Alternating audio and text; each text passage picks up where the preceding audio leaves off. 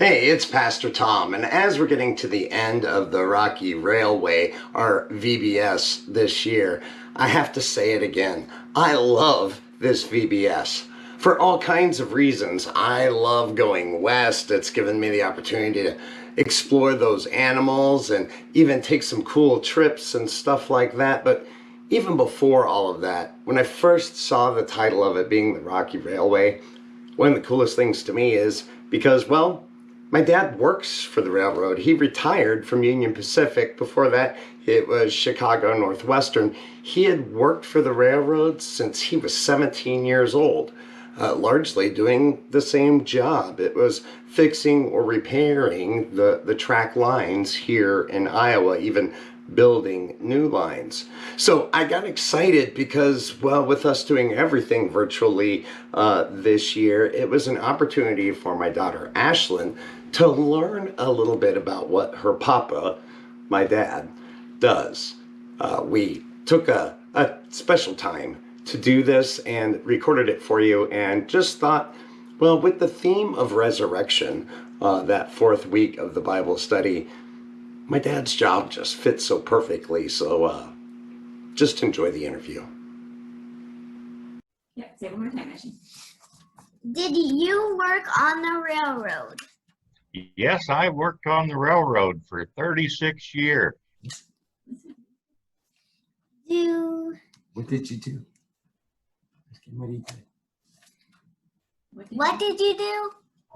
Oh, I was a section man, they called them. I was the one that fixed the tracks, built new tracks, cleaned up derailments, kept the trains going. Do trains only ride on tracks? Most of the time, when they don't, that's trouble. When they jump the tracks, that's called derailing. Then you have a derailment. Then you have a big old wreck that you have to clean up. So that answers that question. Why not a road? Like, why do trains not go on roads? Well, before there was any real roads, they figured out that railroads could handle more weight and you didn't have to steer them. They could put a whole bunch of cars together and carry just about anything on them. They could haul a whole lot more than a horse and wagon could. What is a derailment? Well, that's where something goes wrong. Sometimes a rail breaks. Sometimes a wheel will break. Sometimes the train gets out of control and slams the cars into one another and they jump the track. Yeah, derailment is when the train leaves the tracks. Does it make a big mess? It makes a great big mess. Like Some- huge? Oh, I remember derailments where sometimes there would be 50 cars derailed. And Whoa. That's our tracks, huge. we had two tracks side by side, and every once in a while, one train would derail on one track and slam into the one on the other track. Then you had two trains derail. Then you had a double mess. That's bad.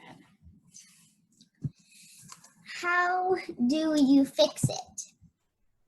Well, you get out the heavy equipment, you take bulldozers out there, and you push all the busted up cars out of the way.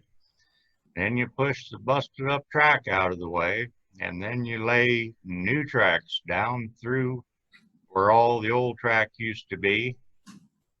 Have you ever put together a toy train set where they have the little pieces of track that you join together? Oh, I put them Yes. together. We used to build For sure. big pieces of track, the ties and the rail, and we'd put them together called panels. And we'd take a crane and we'd lift the panels and put them in one by one and bolt them together and make new track. Wow.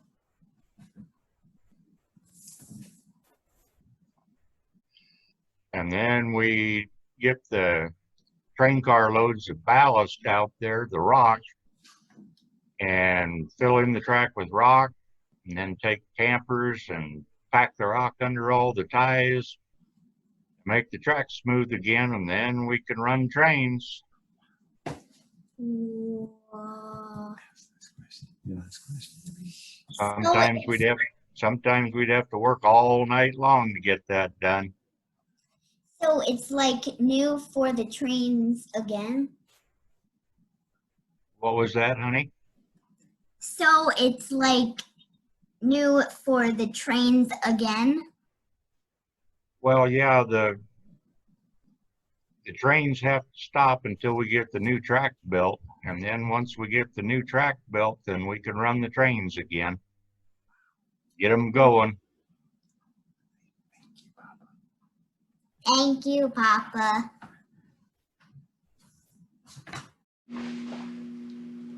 Just like new, Papa. Did you hear that? Just like new. That's resurrection. Just like new.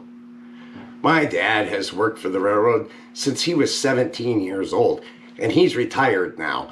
That's a pretty long time. I won't say how long, but there's been a lot of change in transportation since he started, and largely his job remained the same. Resurrection, repair, every day.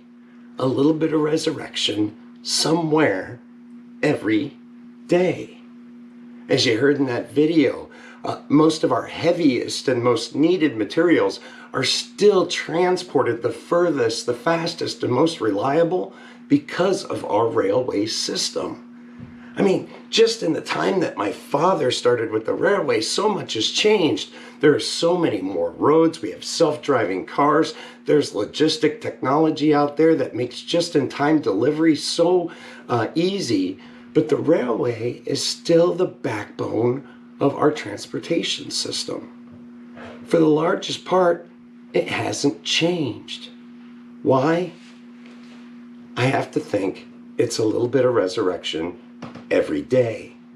The track has been laid, the foundation is there, we know how it works, and yes, things go awry, and yes, accidents do happen, but it can be made just like new all over again. It really does speak to me about the resurrection we have in Jesus. It's not just about him being made new in resurrection that day so long ago. It's about the little resurrections that happen in our lives every day. How we are called and made new, just like new, so that the heaviest and hardest things can go the furthest, the fastest, and in the most reliable way. It's what makes our faith the railway or the backbone of who we are. I hope this time has been special for you and your family. It has been for ours. And I just know that if we stay on track and trust Jesus, we are going to have an amazing year ahead. And I look forward to all of the exciting choices and adventures and explorations and all of those things that are ahead.